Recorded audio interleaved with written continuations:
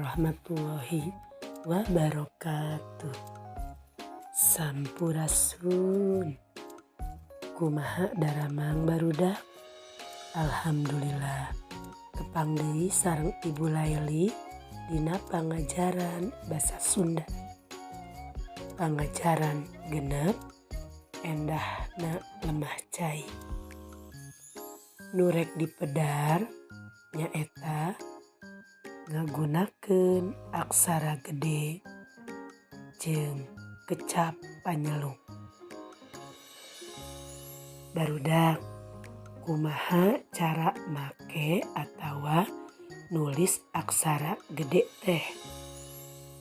Aksara gede dipake lamun urang diantarana hiji ngamimitian nulis kalimah atau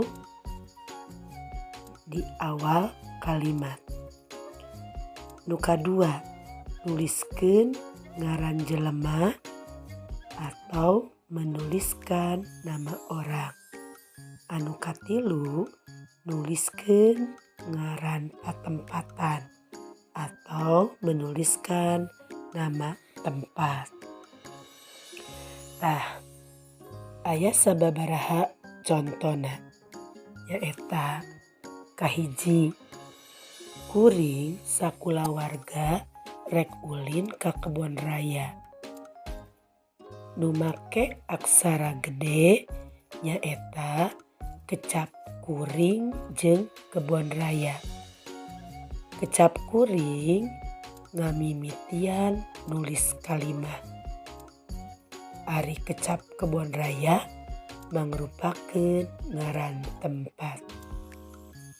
Contoh nu kadua, Bogor katelahna kota hujan.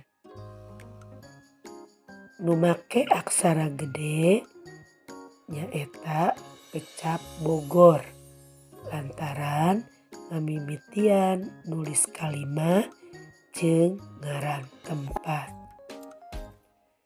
Katilu, Tuti jeung Desi keur diajar maca sajak. Kecap nu make aksara gede nyaeta Tuti jeung Desi. Lantaran Tuti Desi ngaran jelema.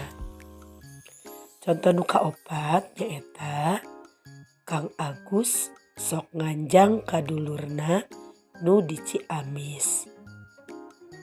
Kecap nu make aksara gede nyaeta Kang Agus jeung Ciamis. Kang Agus ngamimitian nulis kalimah jeung ngaran jelema. Ari Ciamis nyaeta ngaran tempat.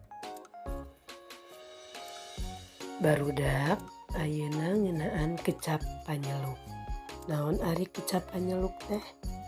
Kecap panyeluk nyaeta kecap pikeun nyebrehkeun sora bituna rasa nu nyaritana atawa panyaturna atau mengungkapkan perasaan orang yang sedang berbicara. Kecap panyeluk biasana ditulis miheulaan kalimah nu ditandaan ku tanda koma atawa madeg mandiri jadi kalimah teu sampurna nu pondok. Contona kahiji, ambuing geuning nu cilaka teh anakna Mang Kardun. Contoh nu kadua, iraku. Kecap panyeluk bisa nuduhkeun hiji sandi sora. Ah, embung, aduh, jeung sajabana.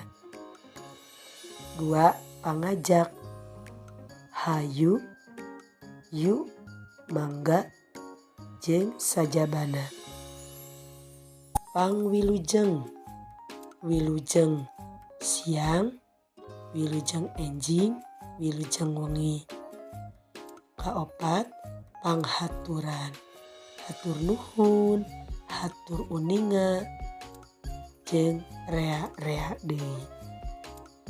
Aya sababaraha rasa nu bisa dituduhkeun ku kecap panyeluk, saperti hiji gumbira, hore lakadalah, 2 tumamprak atau pasrah,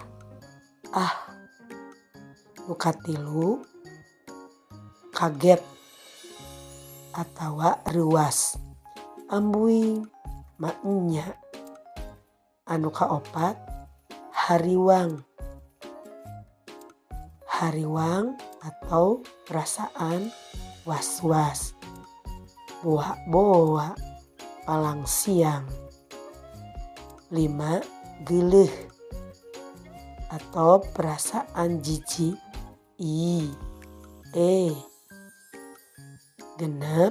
nyeri atau sakit, aduh alah hieung. Nu katujuh keheul, na ih. Jeung anu kadalapan rasa tentrem atau tentram, bahagia, alhamdulillah, ya Allah, jeung rea-rea deui. Tah contoh dina kalimah diantarana nyaeta hiji maenya manehna teu ngilu apanan nu ngajakna. Contoh nu kadua, jorok pisan hirup teh. Contoh nu katilu, hatur nuhun kana kasumpinganana. Contoh anu kaopat, boa-boa hayam kuring nu kabawa palid teh.